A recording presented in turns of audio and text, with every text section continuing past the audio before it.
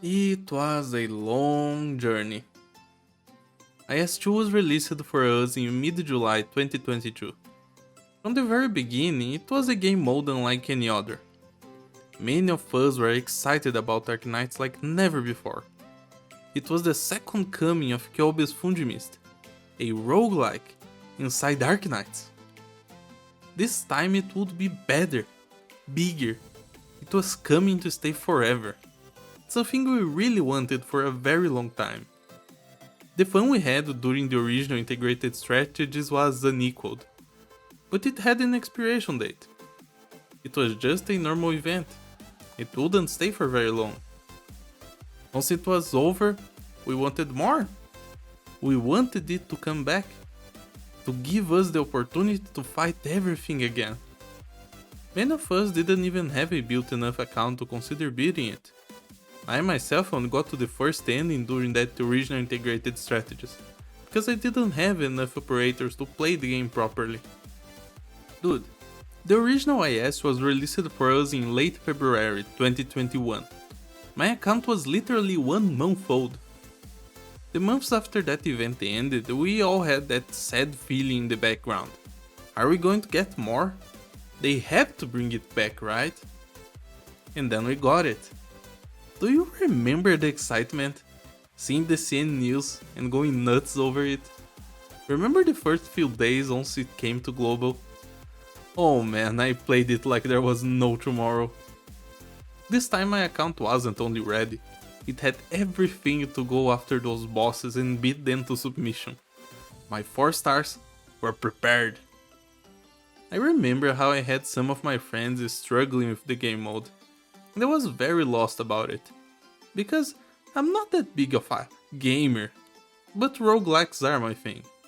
So I had my head start on this. It's always a fun experience to start a new roguelike.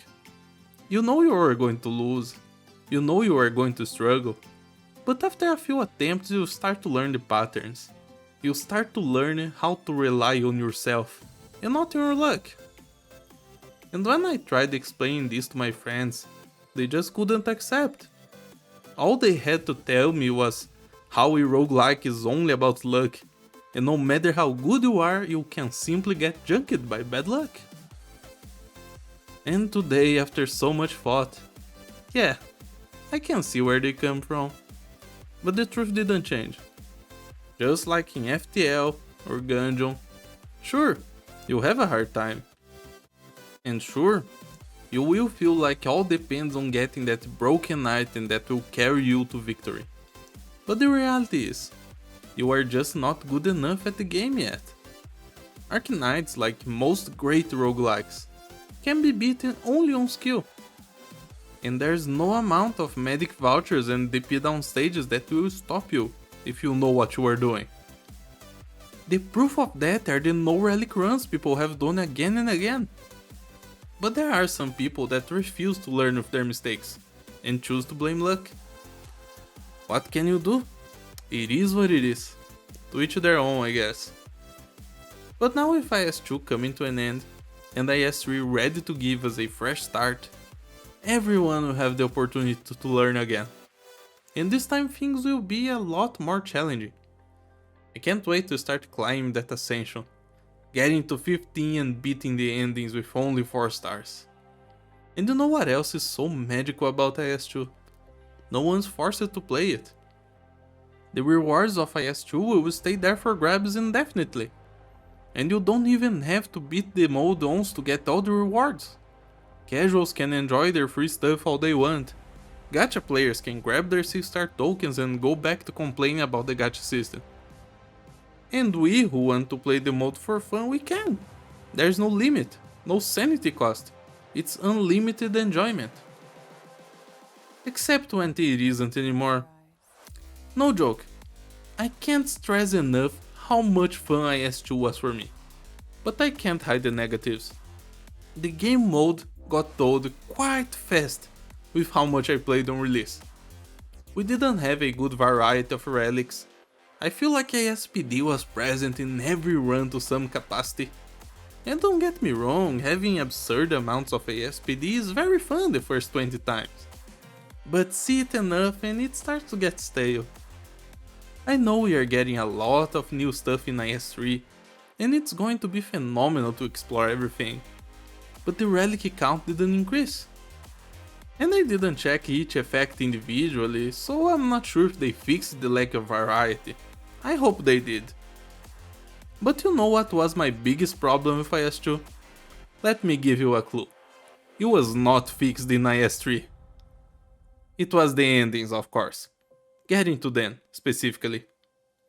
It's kinda ironic that my last IS2 run went to Mouthpiece, when my biggest complaint is the RNG behind finding those endings. More than the excitement of playing IS2, I remember the pain of resetting on the 3rd floor boss because I didn't get the encounter I needed to go to floor 6. Unfortunately, this is something we'll have to keep doing. You see, I've heard some people trying to defend the RNG, and I get it. It's not easy to make a great game, even more to make a great game inside Arknights. But in this case, locking your ability to explore the entirety of the game mode behind something uncontrollable is just not fun. I talked about how you can learn to beat a roguelike with nothing but your skill. And sure, this RNG aspect doesn't stop you from beating the game. But it stops you from reaching the higher challenges. It stops you from showing what you are capable of. And I wish I had a conclusion for this. But I don't. This is how it is, and there's nothing we can do about it. Soon I will be resetting for encounters again. Sad that I can't go for streaks against the 6th floor bosses. And I also get it. Why reset if you like the game so much? Why not keep playing? Leave that ending for another time. Come on dude, let me have my stamps. I'll keep playing after it's done. Hiding replayability behind the grind is an awful decision. It takes all the fun from it.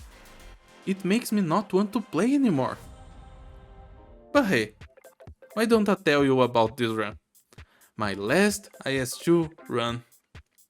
After playing this mode so much, and with a relatively limited roster, I like the idea of playing with ops I didn't take very often. Making the smart decision all the time also gets boring with repetition. That is the biggest reason for me to not like playing on hard mode all the time. I had my share of fun trying it out, beating the bosses with the different curses.